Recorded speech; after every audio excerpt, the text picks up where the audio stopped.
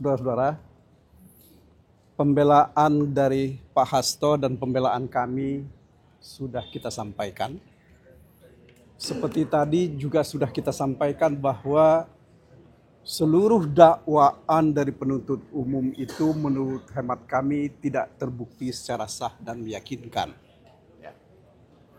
Dakwaan berkenaan dengan perbuatan obstruction of justice itu tidak ada faktanya dan tidak juga ada saksi yang bisa menguatkan fakta itu. Fakta-fakta yang disampaikan oleh penuntut umum itu lebih banyak sebagai asumsi. Ya.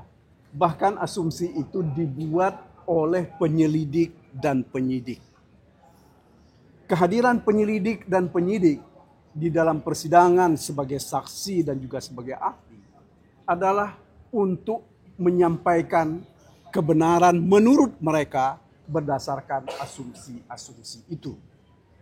Secara hukum, ya, dalam praktek hukum, asumsi itu tidak boleh digunakan untuk menghukum siapapun. Ya. Kalau asumsi kita gunakan untuk menghukum, maka artinya kedudukan negara hukum itu sudah kita abaikan, sudah kita tinggalkan. Kita akan menjadi negara asumsi, bukan negara hukum lagi. Itu hal yang pertama. Kemudian yang kedua, mengenai perbuatan yang didakwakan sekarang ini berkenaan dengan suap menyuap. Baik kami, penasihat hukum, maupun Pak Hasto sudah secara terang benderang menjelaskan fakta-fakta bahwa tidak ada suap menyuap yang dilakukan apalagi diketahui oleh Pak Hasto. Yang melakukan itu adalah Saiful Bahri, orang yang mencari keuntungan. Dan hal yang penting lagi untuk diketahui, keterangan Saiful Bahri ini berbeda dari keterangan yang dia sampaikan di dalam perkaranya sendiri dengan apa yang dia sampaikan di persidangan ini. Makanya kami menduga seperti disampaikan di dalam pembelaan Pak Hasto dan juga pembelaan kami, apa yang terjadi pada perubahan keterangan Saiful itu karena adanya tekanan dan ancaman. Kalau saudara-saudara ingat, pada hari Saiful hendak membuat keterangan sebagai saksi di persidangan ini, dia terangkan dia bertemu dengan penyidik Rosa di depan katanya. Artinya apa? Itu dia memang ditunggu. Ya. Bahkan dia juga diberikan briefing sampai ke atas ke ruang tunggu. Jadi saudara-saudara, saya ingin kita tegaskan bahwa perkara ini murni bukan perkara pidana. Perkara ini adalah balas dendam politik. Ya, yang tidak bisa kita sangkal setelah kejadian pemecatan Jokowi beserta Gibran dan Bobi, ya, pada tanggal 16 atau 17 Desember 2024 yang lalu. Nah, saudara-saudara, kita bisa tarik ini ke belakang. Seperti berkali-kali kami juga sampaikan bahwa sejak tanggal 13 Desember ada orang yang menghubungi Pak Hasto meminta dia mundur dari jabatan sebagai sekretaris jenderal, dan yang kedua meminta supaya Joko Widodo tidak diberhentikan. Kalau itu dilakukan, maka dia akan ditahan dan akan dipidanakan. Dan itu memang terbukti sekarang. Bagaimana 3 hari atau 4 hari sesudah itu dibuatlah laporan perkembangan penyidikan pada tanggal 16 atau 17 Desember. Ya, kemudian tanggal 20 Desember serah terima jabatan pimpinan KPK, dan tanggal 23 Pak Hasto ditetapkan sebagai tersangka.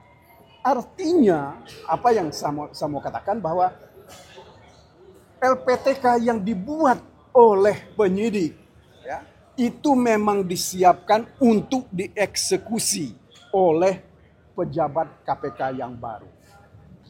Saudara-saudara jangan lupa, pengangkatan pimpinan KPK yang baru itu dilakukan dengan mengabaikan seluruh peraturan-peraturan, termasuk 2 putusan Mahkamah Konstitusi. Ya. Sehingga apa yang terjadi adalah semua orang yang menjadi pimpinan KPK itu berada di bawah kontrol Presiden ketika itu, Joko Widodo. Karena dialah yang memilih panitia seleksi dan beliau juga yang mengirimkan hasil seleksi ini ke DPR. Jadi sekali lagi saya dan kami ingin menegaskan bahwa perkara ini bukan perkara murni perkara pidana. Tetapi ini adalah perkara politik yang dilakukan setelah mereka tidak berhasil untuk meminta perpanjangan jabatan selama 3 tahun atau penambahan menjadi 3 periode. Dan juga karena tidak bisa mengambil alih partai. Ini yang jadi persoalan kita.